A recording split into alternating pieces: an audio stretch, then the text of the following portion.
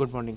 1773 के एक्ट में अपन देखा था कि सुप्रीम कोर्ट भी बनाया गया और गवर्नर जनरल बंगाल भी बनाया गया। तो वहाँ पे प्रॉब्लम आने लग गई कि ब्रिटिश ईस्ट इंडिया कंपनी को कंट्रोल कौन करेगा, गवर्नर जनरल बंगाल करेगा या फिर सुप्रीम कोर्ट करेगा। तो उसको सेटलमेंट करने के लिए 1781 में एक्ट ऑफ सेटलमेंट लाया गया और ये बताया गया कि सुप्रीम कोर्ट उसमें इंटरफेयर नहीं करेगा और गवर्नर जनरल ऑफ बंगाल ही उसको फाइनली कंट्रोल करेंगे। अब बात ये आ गई कि ईस्ट इंडिया कंपनी के अंदर ही अब कोर्ट ऑफ डायरेक्टर्स उसको, ईस्ट इंडिया कंपनी के कोर्ट ऑफ डायरेक्टर्स उसको कंट्रोल करेंगे या फिर ब्रिटिश गवर्नमेंट कंट्रोल करेगी।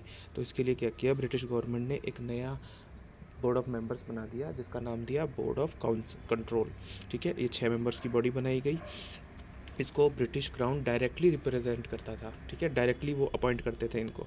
ठीक है, और ये डायरेक्टली ब्रिटिश क्राउन को रिप्रेजेंट करते थे और ये एडमिनिस्ट्रेशन संभालते थे। और जो पहले से कोर्ट ऑफ डायरेक्टर थे वो ट्रेड और कॉमर्स संभालते थे। ठीक है, तो पार्शियली ड्यूअल एडमिनिस्ट्रेशन स्टार्ट हो चुका है, डायर किसी को बोलते हैं। ठीक है, बोर्ड ऑफ कंट्रोल भी बना दी गई, कोर्ट ऑफ डायरेक्टर बना दिया गया।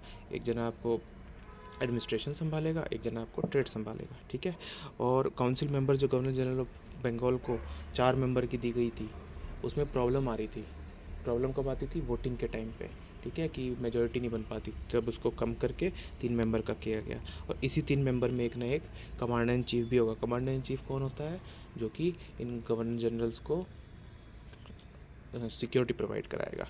ठीक है, अब नाउ मेंबर, टोटल मेंबर कितने हो गए, 4 हो गए, 3 + 1। ठीक है, अब first time British government demolished on Indian issue. हाँ, अब इस टाइम पे पीएम कौन थे, लॉर्ड नॉर्थ। पीएम कौन थे, लॉर्ड नॉर्थ। और इन्होंने किसको फेवर कर दिया, फॉक्स को। अलायंस ग्रुप बनी थी यहाँ पे, जैसे कि इंडिया में अपने कोलिजन गवर्नमेंट बनती है ना, उस टाइम में कोलिजन गवर्नमेंट बनी थी। और लॉर्ड नॉर्थ ने क्या किया था कि ये जो बोर्ड ऑफ कंट्रोल थी, इसमें अपनी पार्टी के मेंबर्स, अपनी आइडियोलॉजी के मेंबर्स ज़्यादा अपॉइंट कर दिए थे।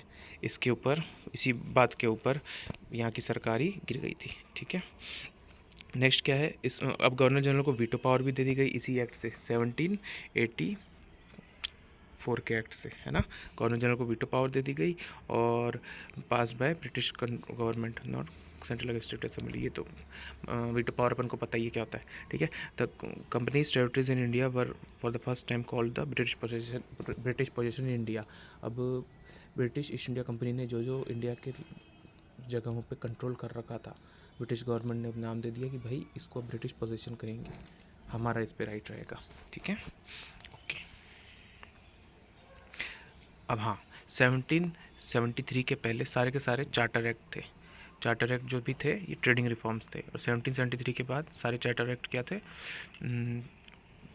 एडमिनिस्ट्रेटिव रिफॉर्म थे। जैसे चार्टर एक्ट 1793, 1813, 1833, 1853, ये सब एडमिनिस्ट्रेटिव रिफॉर्म्स थे। ठीक है, चार्टर एक्ट क्या होते हैं, reform and resolution in administration on behalf of the British government.